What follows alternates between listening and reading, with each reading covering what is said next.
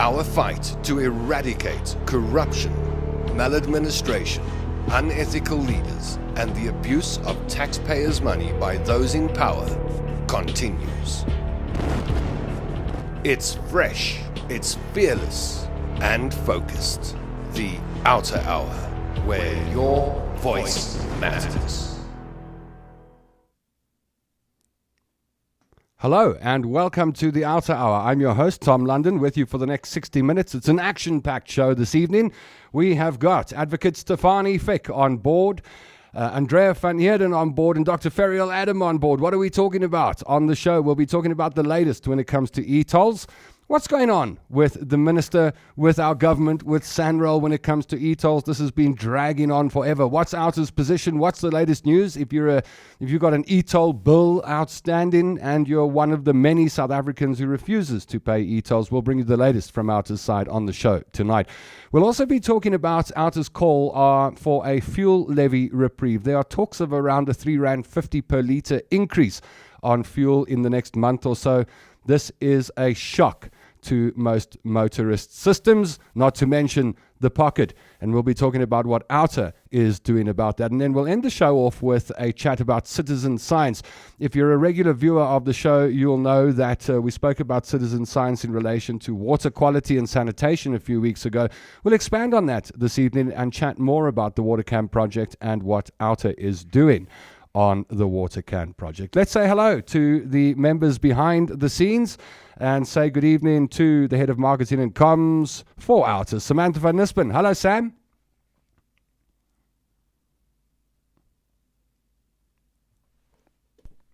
Oh, we'll have to try that again because I had you on mute. My apologies. How's it, Sam?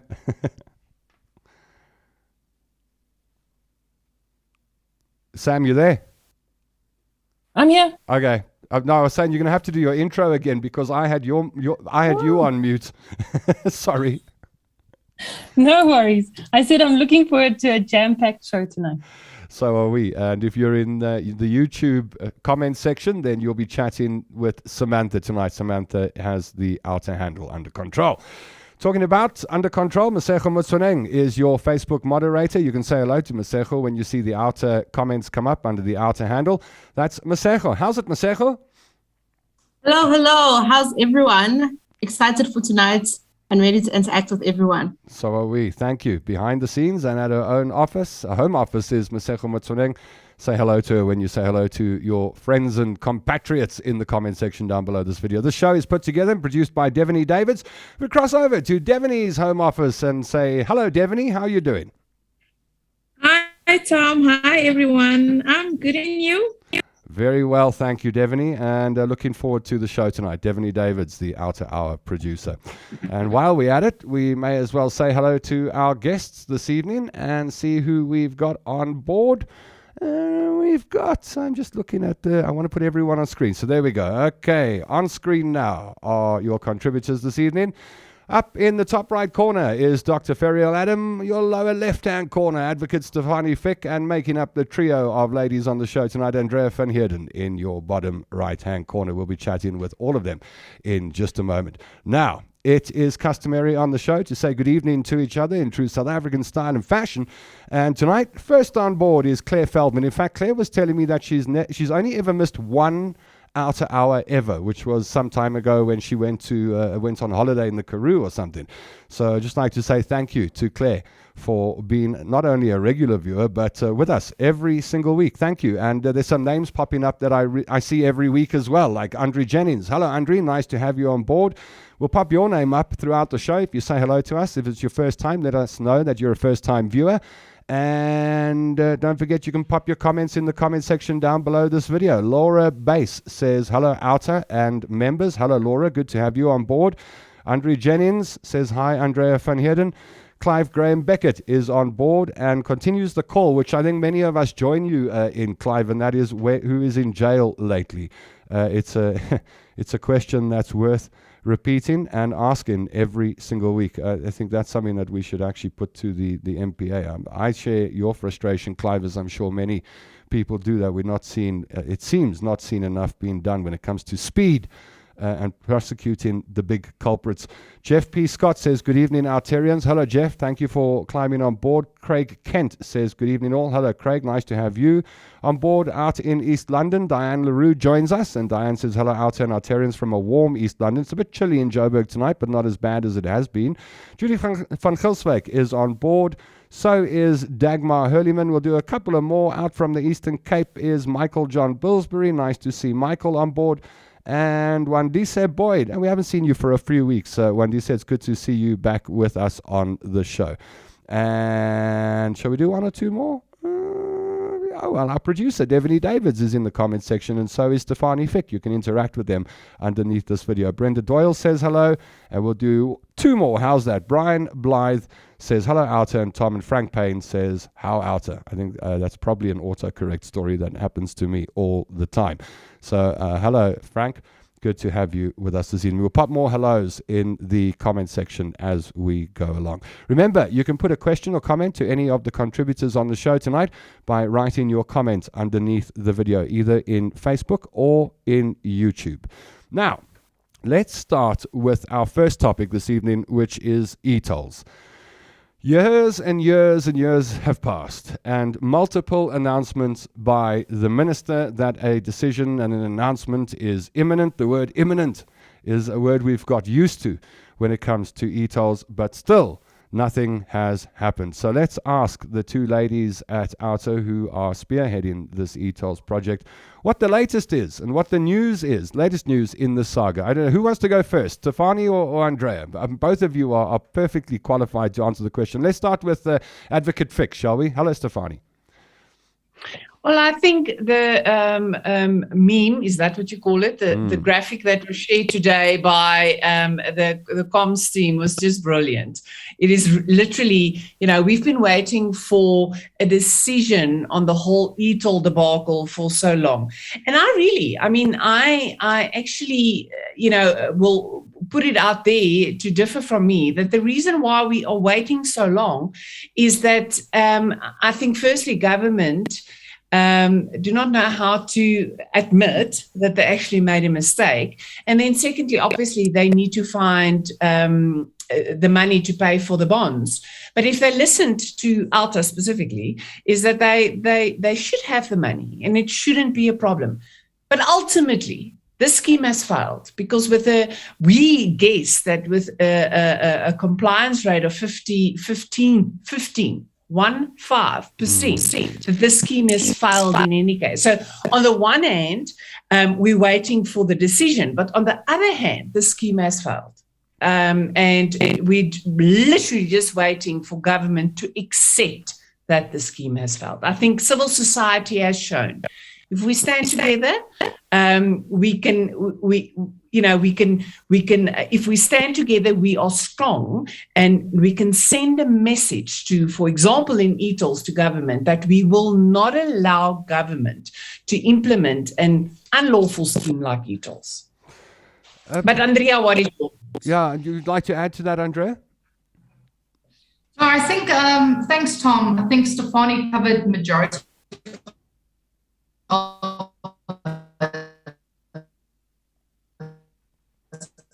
but yeah, it's just a waiting game now. And if you look at Samuel's track record, criminally prosecute, they tried. Sorry, my connection unstable. Yes. And then also this. All right, I'm gonna just pop out for a second. You can't be blacklisted. So 3 strikes, it's not working. Give us the decision. All right, Andrea, we are having problems with your audio. We're barely able to hear you, so you may have to log off and log back in. This connection's no good at the moment. So we'll pass the next question on to Stefanie Fick and ask Stefanie about the alternatives that OUTA has presented to the Department of Transport. You've been engaging with the Minister and the Department, and what alternatives have you suggested as OUTA as a solution to the eTolls mess? Can I just take everyone back? I think way in the beginning, we were quite vocal about the fact that, this scheme is not the only way to pay for road construction. We are for road construction. SANRAL has a purpose and they should do this. But due to the fact that they did not consult properly with civil society, if they have, and let me just also, it's lacquer to look at, the facts of this matter. And I think I want to just remind everybody why we said no to eTolls and refused to pay. I was looking at our paper, and this is obviously, I have to say kudos to our fearless leader, our CEO, Wayne. This is not the type of thing that I would come up. But let's first stop at just realizing the following. So between 2015 and 2018, the average roads for SANRAL was 21,922 kilometers. Now the GFIP is 186 kilometers. So that is 1% of SANRAL's total roads, the coverage. Now, if they were successful, SANRAL would have gotten 34% of their income from 1% of their roads. Can I repeat that? It is 34% of their income from 1% of their roads. So just that figure. Really, if it doesn't make you angry and sit up straight, then I don't know. Then the next problem is the fact that they didn't consult, and then the fact that I think we've shown that government paid exorbitant fees for the road construction itself. So the BOMS is for the road construction, and ultimately it cost us 17.6 billion rand. And OUTA at that time sort of consulted experts, and it shouldn't have cost government more than 10 billion. So again, there is this, why don't you, I actually want to ask, why don't you go get the money from the collusion in the road construction companies that were involved in that? Why don't you go get the money there? But ultimately what we said is, why don't you put a percentage on the fuel levy? If they did that, if they listened to OUTA way back when, we would have paid off the bonds. Now you can imagine if they do that now with the fuel levies, that would be unacceptable, because I think motorists already struggle to pay for fuel. So to come back to your original question, we must realize that SANRAL already gets like 48% of their income from government grants. But since 2018, they have been receiving grants specifically for GFIP. And what does that mean? In it means that the money is there. It means that we are saying that the money is in the fiscus. Now I hear that people will say, but South Africa is bankrupt. There's not enough money. I think really, and this is really maybe a philosophical opinion, but the money is there. Government needs to look at their spending. SANRAL has got the duty. Their mandate is to make sure that roads are upgraded. Now, we've heard that because of eTolls that they can't upgrade roads. That is utter nonsense, because, this is what I've said is 186 kilometers of upgrade of roads. That's the GFIP. The rest of the roads, they get government grants. So the fact that they don't get eTolls doesn't mean that they can't, that they can't function and that they can't upgrade other roads. Plus, an enormous amount of the roads in South Africa is in any case maintained by province or by municipalities. And we all know what municipalities does, and that they're all in trouble. But, the amount of money that they in any case already got for the GFIP just means that there is money. If government looks at their expenditure and really start looking at expenditure and cutting where, just cover the holes of corruption, then they do have the money. I think most South Africans would agree that it's time to put that project to bed. Some years ago, when this debacle started, OUTA said, look, if you get an eToll summons or a bill, you send it to us and we'll defend it. Just give us a status update on that. Let's see if Andrea's back on board and see if we can get Andrea's audio okay. Andrea, how many cases is OUTA actually defending and OUTA's attorneys defending? Hi, Tom. Can you guys hear me clearly? Yeah, go ahead. All right, perfect. So just a quick update. So currently our attorneys are defending 1,929 matters in the lower courts and then 99 high court matters. So that's normally where the claim amount is quite high. That's then in the high court. So it's majority of logistic companies. So if you tally everything up, it's almost just over 2,000 matters with the equivalent value, rand value of 265 million rand. So that's the matters currently still hanging, unfortunately, because there's no decision. Well, that's what I wanted to ask you is what's happening with these cases and these matters? Are they moving? Is it moving along? No, unfortunately not. So on the 27th of March 2019, the SANRAL board decided not to pursue the collection of eToll debt. So essence means is that all these matters are hanging. So it hasn't gone away. It hasn't been taken off of people's radar. It's just there, but there's no movement on that. And in the same breath, those are the individual matters, but there's also a collateral challenge or a constitutional challenge, challenging the constitutionality of the eToll scheme before the court. And unfortunately, that as well is not gaining any traction until there's a decision. Whether or not they're going to proceed or scrap, then we will be able to determine what our next steps are. But for now, unfortunately, no movement. Well, we'll talk about what will happen if SANRAL decides to proceed and continue with the eToll scheme in just a moment and find out what OUTA's response will be. But I'm looking at some of the questions that OUTA's posting in the comment section down below this video. Here's one. Do you still receive your eToll statement and bill? So you can pop your answer in the comment section down below. Do you still get your eToll statement and bill? And by extension, do you pay your eToll bill? Just pop an answer below the video. We'll put your answers up on screen. I'll also be looking for some of your comments in just a moment. So what will happen if SANRAL decides to proceed with eTolls? Well, if the imminent announcement, which has been imminent for years now, comes out eventually, and the minister or the agency or the ministry says we're proceeding with this, eToll stays. What does OUTA do then? Well, first of all, if I can chime in here, first of all, good luck to them. Because if you look at the stats, am I breaking up or can you hear me? It's okay. You're not too bad. We can continue. All right. Perfect. Now, if you look at the stats, so in all, SANRAL hasn't issued more than 5,000 summonses.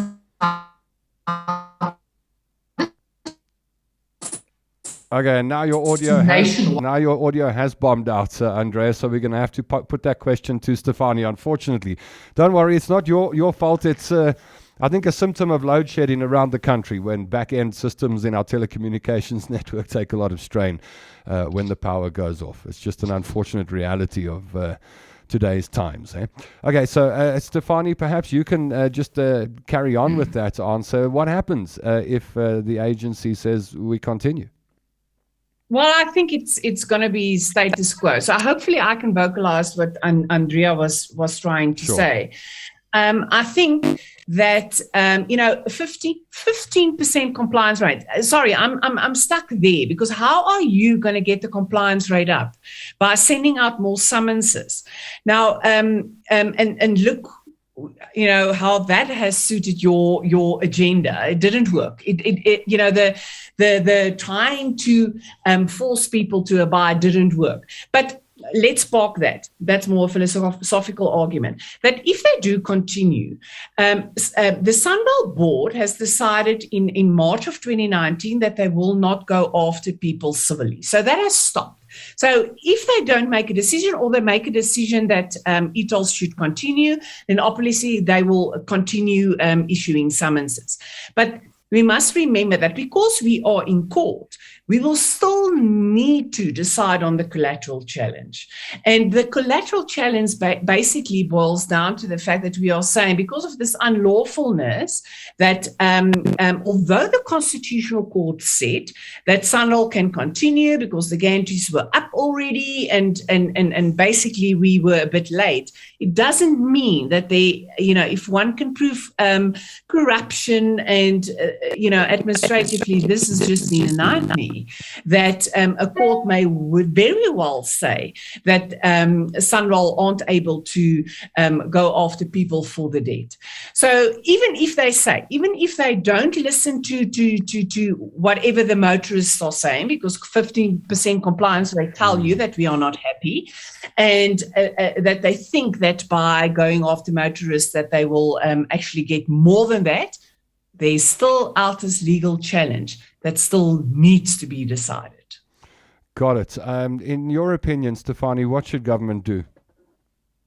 Well, government don't have a choice. In my mind, they don't have a choice. With literally, and I'm repeating myself, with 15% compliance rate, your scheme has failed. You don't have a choice. You really do not have a choice. I can't see how what else government can do. And like I've said, I think the money is there. I think they make a bigger thing about this eToll decision than they should. Yeah, sometimes I think if saving face is part of it, just avoid the ultimate embarrassment and nip it in the bud, man. Yes. I think it's more difficult for them to get over their own egos to say that, yes, we've made a mistake. And it is embarrassing that if they listened to civil society, we wouldn't have been here. And that is the difficult choice. Nothing else. Yeah. If only eTolls were 100-meter flagpoles and we could get rid of unrealistic and crazy projects as fast as we're able to get rid of flagpoles in South Africa. Here's a comment that I think could be a winner tonight. Melissa Whitehorn says, we responsibly recycle our eToll account every time we get one. And then there's a comment that came in just now, Stefanie, that I think you may be able to answer. I know Wayne has on the show before, but we haven't had this question for a while and haven't answered it for a while. Leon Moore says, besides doing an outstanding job, OUTA, why don't you form a political party? # just asking. Why doesn't OUTA form a political party, Stefanie? I think because we are so effective as a civil activist organization. I always say, and this is a personal view, is that politics is a necessary evil. But park that. I think we need civil activism. And I think as a civil activist organization, we take pride in the fact that, we are here to create a better South Africa. So why form a political party? A political party is there to do a certain job. And hopefully political parties realize that, in order to be successful is to, create more accountability. But I think with our history, and I'm talking just recent history with state capture, if it wasn't for civil society, for journalists, putting, being vocal about state capture, I wonder whether we would have known about state capture. So we need civil society. We need an OUTA to keep, I want to say, the government honest and to make sure that there is change if we are not happy with what is going on. So if everybody goes into politics, we can't all be politicians. I think it's more rewarding. From a personal point of view, it's more rewarding to be an activist, to fight for what is right, and to keep government honest. Sometimes, as we are seeing, it is an uphill battle, but I think it is rewarding. And, do I want to be a politician? No, I wouldn't want to be either. Dirty game. I mean, even politicians say it's a dirty business. I may have said a 100 million rand flag, but I think it was a 100 meter flag, 20 odd million rand was the amount. If I misspoke, my apologies. You know what, Tom? Yeah. I know that we've discussed this, I think, to death, and thank goodness that is. But when someone asked me, I said it's actually ridiculous that we have this discussion. That it was, everyone was discussing a 22 million rand poll. If we just look at current affairs, there are people really struggling in KwaZulu-Natal, and we're discussing a 22 million rand poll. Yeah, crazy stuff. The irony. Yeah. I see Tracy Leader Beer has asked, what do we do if they do issue a summons against us or letters of demands? Who do we contact? Stefanie? OUTA. So they shouldn't. In March 2019, the SANRAL board has decided not to go after eToll debt. In other words, you will not get a summons. We haven't seen a summons since 2019. So, the SANRAL board didn't give the mandate in order for whoever to go after eToll debt. But they, however, did not stop doing is sending letters of demand. And I really think, that's just, the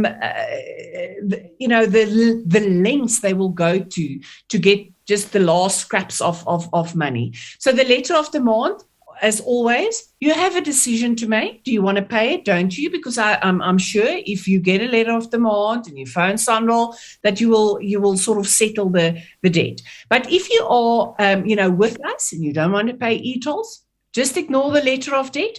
If for some other reason you do get a summons, phone us. We'll help you.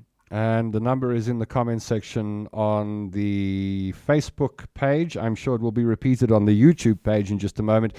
You've got the number to call should you receive a summons, and OUTA will assist you. Well, let's continue with the plight of motorists, shall we? And, as I speak to South Africans and friends of mine and colleagues, and we talk about life on a daily basis, it doesn't take a minute before we start talking about rising prices. We talk about food prices that are going up month to month to month. And then the other biggie is the petrol and diesel price. You were paying a certain amount last year, and now all of a sudden it's a whole lot more. I'm seeing people paying close to 2,000 Rand just to fill their tank to get to work and back. And it doesn't look like it's going to get any better anytime soon. So OUTA has asked the finance minister, has written to the finance minister to ask the finance minister to extend the fuel levy reprieve. Have you received any answer from his office, Stefanie? No, unfortunately not. And we actually discussed that with Tabile, who's the project manager, and Wayne, whether we shouldn't maybe send another letter to the minister. It is a tragedy. I think the minister is struggling because, our expenditure and income, I'm not an auditor, but I don't want that job. The answers from a civil society point of view, and I think from an OUTA point of view, is, hold people to account. And if you think about a bucket with water and all the holes in it, that's corruption, you start plugging those holes, just make sure that we do not lose the billions of rands that we are losing for corruption. If you start doing that, I think you'll find that you have more money on your balance sheet. So I don't envy the minister's position. Funny enough, if I can share this, feel sorry for the minister, but on the other hand, you have the Minister of Finance struggling to find the money in order to give the departments that really needed the money if you just look at unemployment, our health system, does every child in this country have the ability to go to a school and get proper education? Then you have another minister that thinks because he has a 22 million Rand left on his budget that he can erect a flagpole that's not going to assist anybody. But be that as it may, I think really that government needs to take responsibility and start finding the solutions in accountability. But this fuel levy, what we ask for is to maybe give motorists longer reprieve and not add the R1.50 that's going to come. And just for interest sake, because I would like to share this, that if they don't listen to us, the forecast for June is that we will end up paying 25 Rand and 27 cents for petrol, and that is definitely not good news for motorists. So what we have asked is, either give us a little bit more leeway, because this is really, it's going to have a detrimental effect on each and everybody, and it's going to have a detrimental effect on the economy. But if you don't want to go that route, is then, listen to us and say, for instance, increase it by 50 cents a litre per month, so that it's not all at once. Not but no, Tom, system. we haven't heard anything. Well, here's a question I'd like to put to you as you watch the program tonight. You can comment and give me your answer in the comment section down below. Have you changed your driving habits with the increases that you have been feeling, either on petrol or diesel?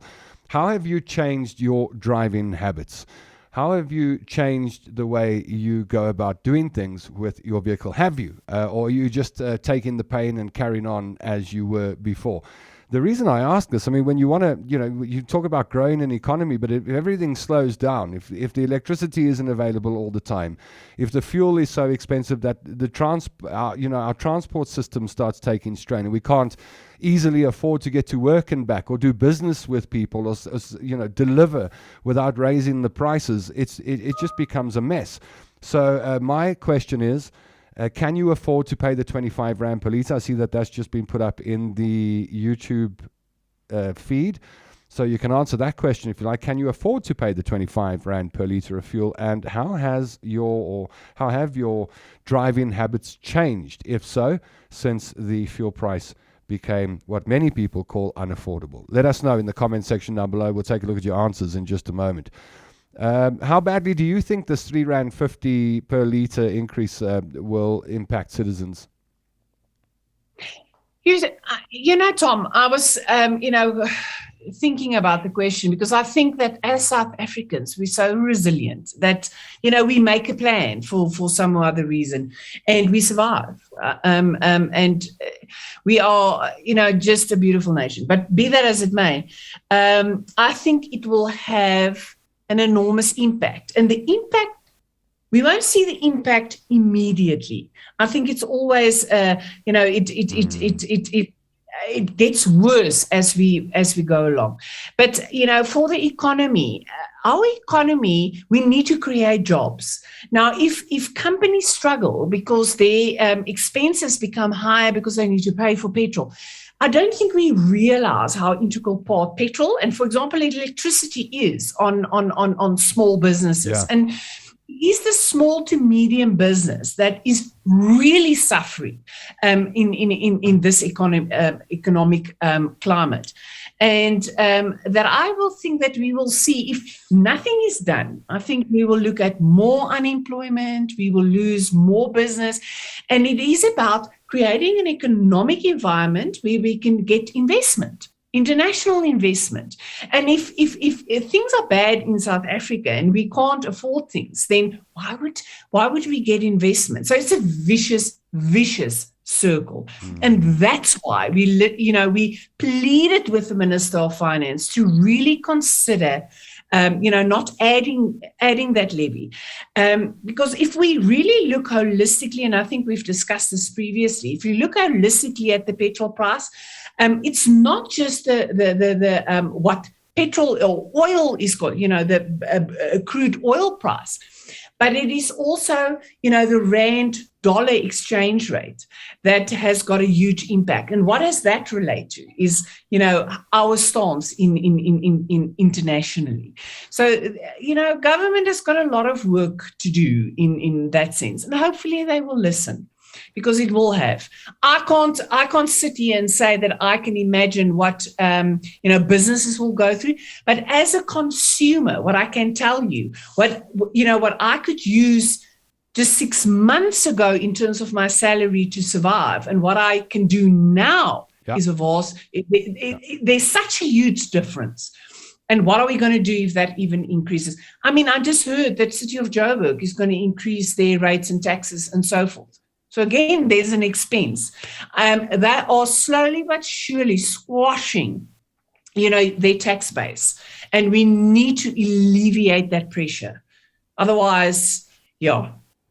Yeah, I don't think you'll find many people disagreeing with you on that, Stefanie. Let's take a look at some of the comments coming in regarding the petrol price and your driving habits. If they've changed, can you afford the 25 Rand or so of fuel? Claire Feldman says, once again, with the fuel price increase, the cost of doing business, food, etc. becomes prohibitive. Conrad Hennin wants to know if OUTA can't sue the government for being so utterly useless. I put Stefanie's face on screen when I'm not going to expect an answer for her on that one. But yeah, it's an interesting question, Conrad. Johan Elof has written, I'll read the whole message out. Johan says, I stopped owning a vehicle in 2015 and started using Uber as my primary mode of transport. Can expense a service and worked out cheaper than the total cost of ownership of a vehicle within a 20-kilometer radius. And I got to tell you, Johan, that's what I did as well 4 years ago. I ironically, using the services, the Uber and Bolt, etc., services for shorter trips has not gone up considerably over the years. But then I guess that points to the drivers actually absorbing the fuel price increases. So someone pays in the end. Carl Edwards says, I can barely afford it, but I feel sorry for the millions who can't. Ian Gavin says, I only go shopping once a week. And this sounds familiar because I hear a lot of people telling me this. I only go shopping once a week and I stay home for the rest of the week except for going to the doctor.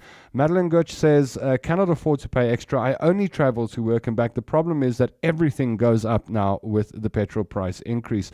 Craig Kent says, yep, I've changed. I try and drive more on the highways, those eToll ones, as it's more efficient than through town. Andre Jennings says, we try keeping up the pressure to ensure transparency, but we need support. Litigation is expensive. Let's have a look and see what else we've got here. Kurti Hubert says, because I'm on pension, I do suffer. How in God's name will I survive this? And it's not an uncommon statement for South Africans to make nowadays. Scott MacDonald says that today's exchange rate, petrol in the UK is currently around 33 Rand per litre. I'm thinking of other countries and their prices. I'm thinking perhaps one day it will be cheaper to drive to Botswana, fill your tank and drive back to Johannesburg, for example, and it won't cost as much as putting it in the local garage. Corin Millman says, I don't leave. You think that's a good idea? But I don't know. It hasn't got there yet, but you never know. Eh? Corin Millman says, I don't leave the house. I'm still working from home. Even though my company want me to come back 3 days a week, I can't afford it. 80 kilometers a day. I'm sure there are many people in that position. Brian Blight says, 25 Rand per litre will have a massive impact on me. I have a diesel car and the price per litre is already almost 25 Rand. Johan Elof says, we do checkers 60-60, 8 out of 10 shopping trips now. We don't get in the car and drive. Donald Dick says, I have a small business. I just changed my technical vehicle from an 8 liters per kilometer or 8 kilometers per liter to a 16 kilometers per liter vehicle, but realize this is a planned and orchestrated NWO agenda to purify the middle class, says Donald Dick. Well, everyone who has a car is directly impacted, and if you don't have a car, it's indirect impact that you feel when you go to the shops and you buy whatever foodstuffs you needed to be put on the back of a truck and brought to your shop in your area. Well, let's change gears for a second, shall we? I'm thinking of Clive Beckett and his question that he quite rightly asks every week, how many bums in jail? And I'm thinking of our former president, Jacob Zuma, the trial which has been delayed yet again. Stefanie, in all honesty, what is the likelihood of Jacob Zuma being held accountable? You know, I think I'm every week when that question is asked about, just in terms of how many people has been prosecuted for state capture, for example. Now with President Zuma, and I think this is why we need civil society. I mean, I like the suggestion of, going to Botswana, fill up your car and come back, because that's why we need civil society, is to not sit back and say, well, it's useless. We can't. It's to come up with plans. But and I will not stop hoping that someone like our former President Zuma will be held accountable. And I think despite this tactic and the Stlingrad and the fact that it's very interesting to see, how many other people are using it, the fact that you now literally ask the Concord for the third time to change their minds is ridiculous. And hopefully in somewhere along the line, the Concord will put its foot down and say, listen, I'm not contemplating any more rescission applications. On the one hand, our system, the fact that you have the opportunity to appeal is a good thing. Now, what someone like former President Zuma is doing is, I think they're milking the system. Although, the state, the judge said that the state struggled to show to him that he can sort of punish them for abusing the system. But this is 1, 2, 3 people in a certain, I want to say, community that is abusing the system. But otherwise, the system is there to assist. If you just think about it, if you as an accused person are found guilty, you believe in your innocence, you have a right to appeal. You have a right to, even if you appealed and you're not happy with that and you can make out a constitutional case, you can go to the Constitutional Court. So in terms of a process, it's a good process. The fact that, for example, President Zuma, our public protector, and the Judge Hlophe is abusing the process. And it may not sound like a proper answer, but what goes around comes around. And the wheels of justice are turning, sometimes turning slower than we would like it to turn, but it is turning. And somewhere along the line, this will catch up with you. And just think, the state is ready to prosecute former President Zuma. What he's literally trying to do is not to stand trial. It is costing him money. And at some point, he will have to face the music. He's just postponing the inevitable. So I'm still convinced that somewhere along the line, he will face the music. Whether he will, be alive to face sentence, because we can't say that he is guilty until the court of law has found him guilty. But, I think he's spending more energy in trying to not stand trial, that I think it's costing him more than it's costing currently the state to try and prosecute him. It is a process, and I still have hope that he will be held accountable. I know, and you've said it many times before. And as you say that, I'm thinking of that phrase, that the term Stlingrad defenses or Stlingrad tactics that we first started hearing years back when the trial was supposed to start. And I'm not sure how seriously we took a Stlingrad defense back then. Yes. But years later, I'm starting to look at this phrase, Stlingrad defense, and if I was ever accused of anything, if I was a corrupt politician and I got charged and I had the MPA wanting to haul me off to court, the first thing I'd tell my advocates and attorneys when I sat down with them would be drag this thing on forever. And I'd use the word forever. And perhaps we're taking it a bit more seriously now. How effective is this as a defense? I know you say eventually it comes along, but can you tire the other side down by continuously asking for delays and looking for reasons to delay? So let me answer you I want to sort of answer it from the state's perspective. Although this is costing the state money because it's resources, someone is paid a salary. So the state is not going anywhere. The state may have a problem getting witnesses there, but I think we're so far down the line that I think at this point in time, the witnesses will stay around just because there's been so many delays. And then from the other side is if you... when we did our Dudu Mnyeni case, there was also this, trying to postpone it. And we just persisted. And at the end of the day, where did we end up? Dudu Mnyeni was declared a delinquent director. So it is all about whether you're going to allow them to, not just from a technical point of view, but it's also a very tactical game. And I think that, unfortunately, if you tactically just show that doesn't matter what you do, I'm going to persist. That somewhere along the line, someone is going to run out of steam. And if you think that the state will run out of steam, you have another thing coming.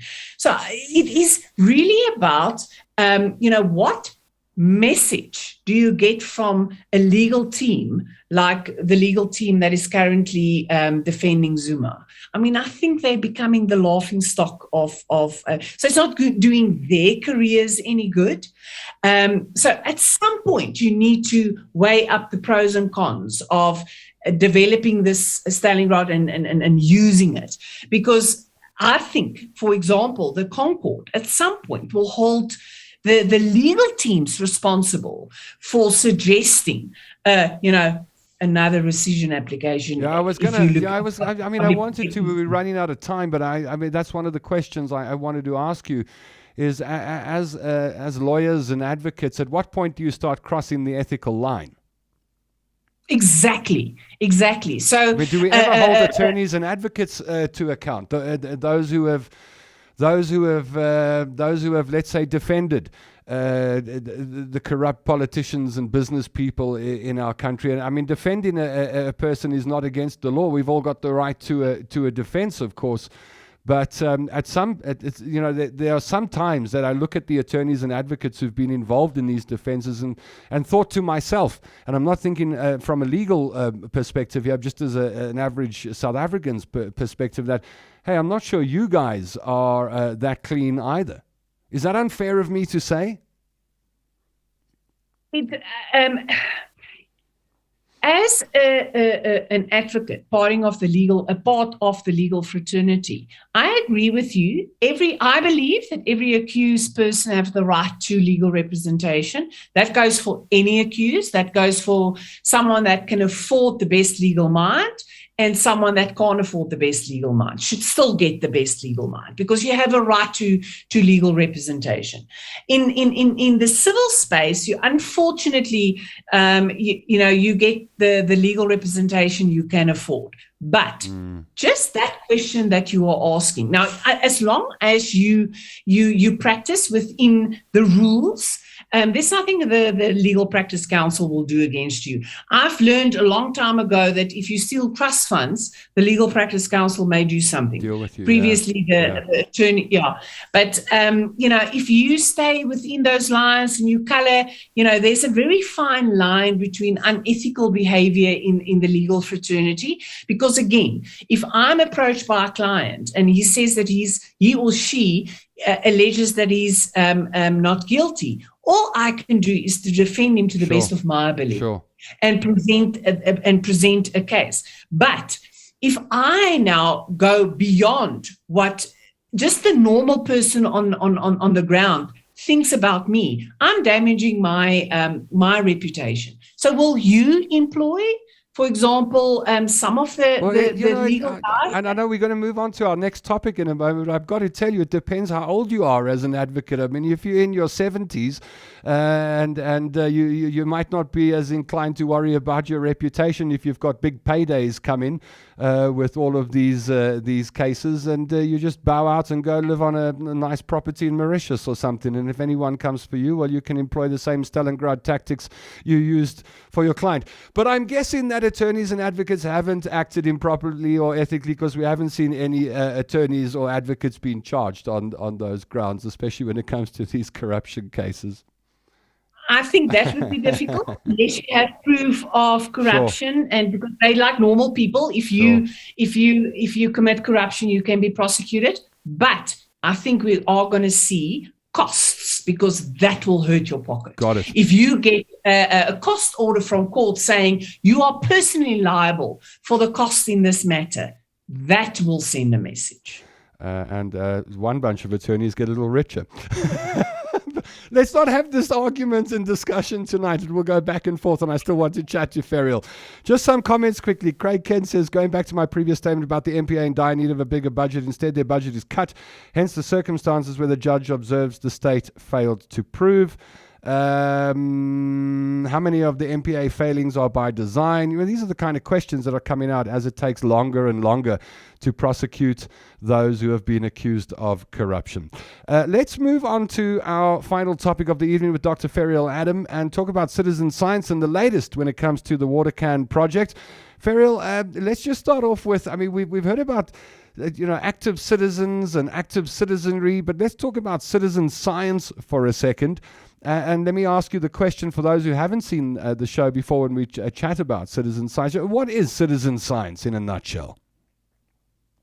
So very simply, thanks for that question. It's ordinary people doing science. And if you look at it historically, it was ordinary people carrying out experiments. It was only until the 19th century that there was a division between science as a profession and the people. So citizen science is trying to bring back that boundary, but it's also about people just doing science wherever they are, and it's different kinds of things. Give us some examples of how citizen science is being used in the world.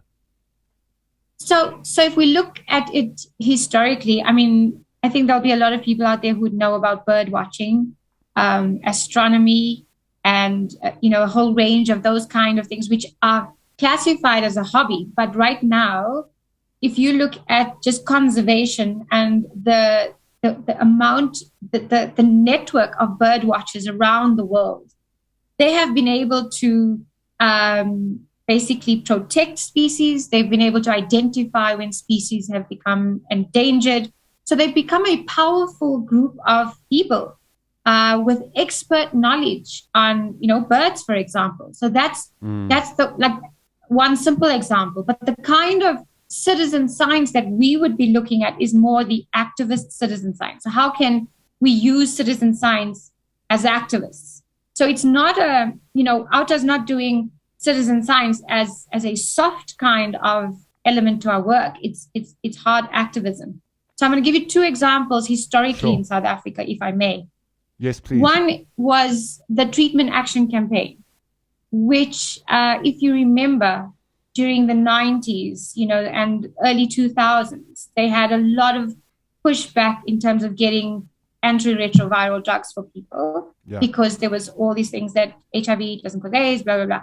But that, what they did was they trained community people to go house to house and to go to people and talk about HIV and AIDS, also talk about the symptoms, talk about what to do if you have those symptoms. So they basically created this movement across the country that used health science. So they were in the terms of, in many parts of the world, you have, in China, they had the barefoot doctors because they were, doctors couldn't get to certain places. So they would train community farmers to do it. So that's the kind of citizen. So you can have it in health. And we've had a very phenomenal case in South Africa about air pollution. So there are a few areas which have very high levels of air pollution, which is Vaal, and then you have South Durban. And two organizations use something called the bucket brigade. So it's a 20-liter bucket, a specialized bag, and a bicycle pump. And when they would smell or they would see some kind of, smoke or something that they could smell was quite bad, they would go outside and use that cheap kind of tools to extract some of the air. And it was classified as a grab sample of air. So it's like basically if you breathe in, that's what you're breathing. And they sent those samples to laboratories to be tested. And those communities could use the science that they got from that to challenge big companies like Sasol and ArcelorMittal, who were blaming home fires for the pollution levels. And when they looked at the analysis and the community people showed them the analysis, you could see that there were high levels of metal that would be industrial pollution. So it wasn't home fire. The proof was in the pudding, so to speak. What are you planning to do with citizen science and the water can project? Right.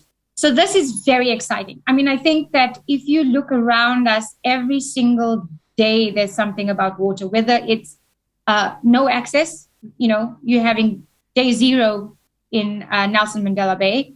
It's polluted water, so high levels of E. coli or metals or fertilizers, etc., in our water.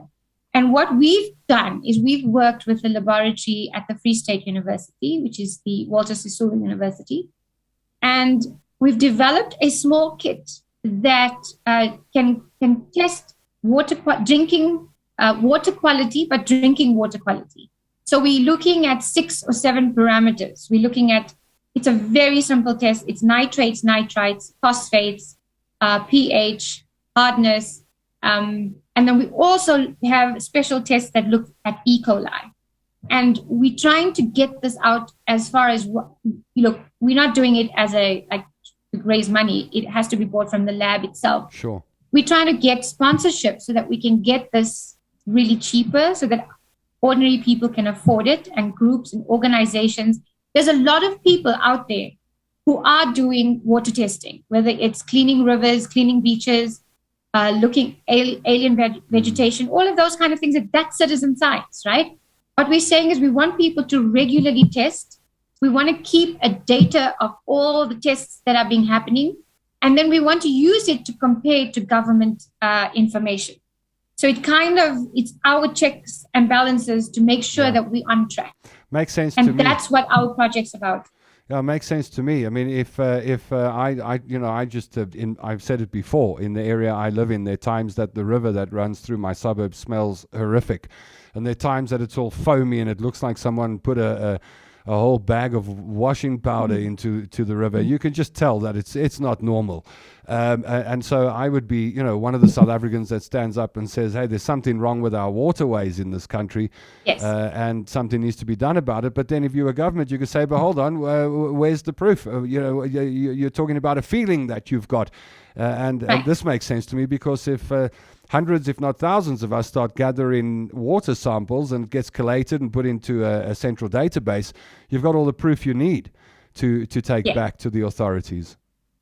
Exactly. So we want people, these kits will be released soon, but we want people to join or let us know that they have a residents association, or they already have an environmental group, or they just want to do it on their own to test their water. We want people to send us their details. And then also we want to develop a network of people on the 18th of September, which is World Water Monitoring Day. Yeah, tell us more about that. And we want, so this whole thing started in the US because of the quality of water and the link to poor water quality because of fracking. So they started in the US having this water testing day, and it grew, and it's now a World Water Monitoring Day. So around the world, people will be testing their water. And then it's kind of, basically to do an assessment, given climate change, given everything we have to deal with. So we want to do the same thing. And it hasn't been done as, we want to go big. We don't want to do it just in one small town. Yeah. As OUTA does things, we want to go big. We want it to be national. We want people to get involved and take control of the water resources around them. You can make a world of difference. So I know there are running groups. How do we be part So of this? people need to email. I think we have an info@outa.co.za email address.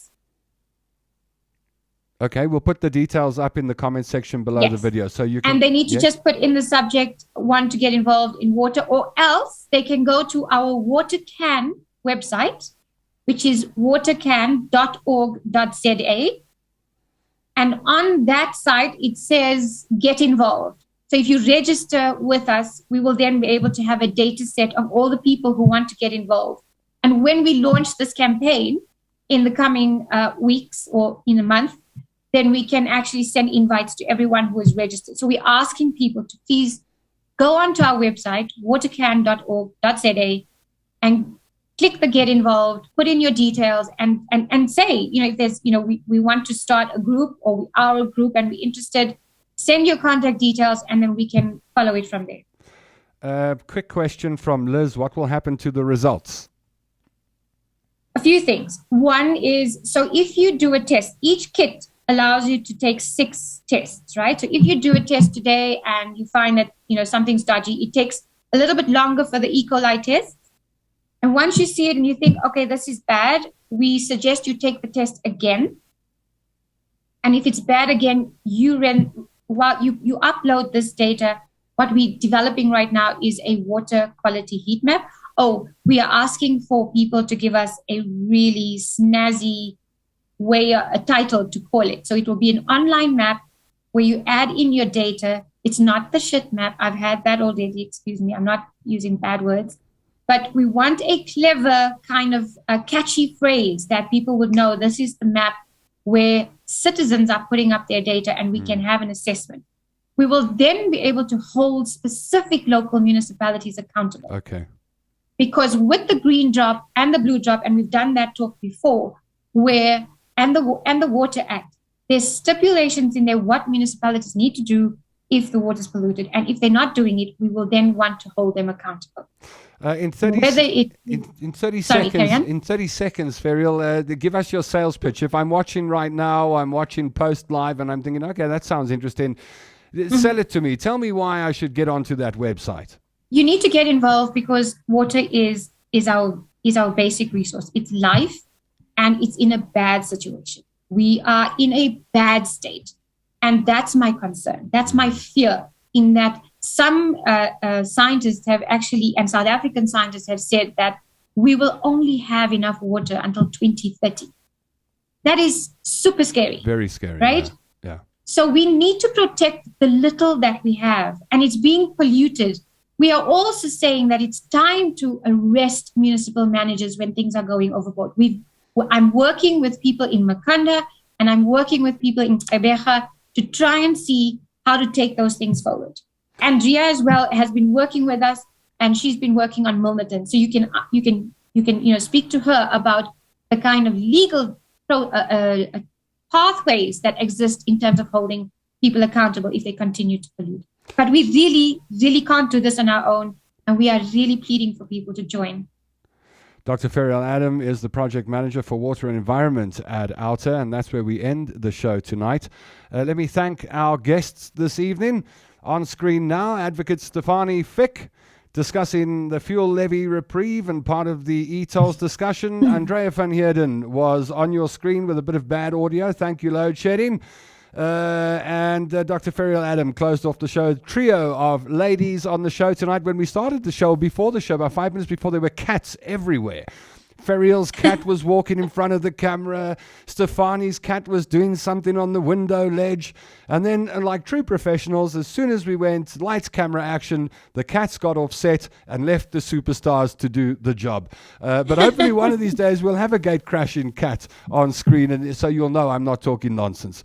Thank you to Stefanie, Andrea, and Ferial. And of course, thank you to the team behind the scenes, Masejo, Devani Davids, and Samantha van Nispen, who've been involved behind the scenes and moderating your comments tonight. Thank you for commenting this evening. Thanks for the questions. Thank you for all of your comments that we've been watching. And I see people saying they're going to get hold of OUTA as far as the water camp project is concerned. Do that. Go along to the website and take a look. Details are in the comment section. The big thank you, as always, is reserved for you. Yes, you, the person who's concerned about this country's future. The person who joins us every Wednesday night. Yes, you at 7 p.m. to when I say educate yourself, it sounds so contrived. But really, if you go along to the news sites and you read a news article nowadays, you're in and out in 30 seconds, and you don't really get much in-depth knowledge out of the articles that we see mostly. But you come to the OUTA Hour, you get the experts, and we dig below the veneer. We get into the chipboard and the heart and soul of each and every matter. So do join us next week, 7 p.m. for another action-packed and insightful OUTA Hour. Thank you to you. Thanks for making the effort. Thank you for hitting the play button. If you haven't hit the like and share button, please do so now. You've got a couple of seconds left to do it. Hit that like button, hit that share button. Let's get the show out to more and more people. And the invitation is there for you to join us next Wednesday. We've got regulars. It's like a date on a Wednesday night, or a meeting amongst family members, or a fireside chat with concerned South Africans who are determined to make a difference in this country's future. Yes, you're one of them. Thank you very much. See you next Wednesday at 7 p.m. It's a date. Don't be late. I'm Tom London.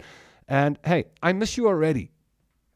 Our fight to eradicate corruption, maladministration, unethical leaders, and the abuse of taxpayers' money by those in power continues. It's fresh, it's fearless, and focused. The OUTA Hour, where your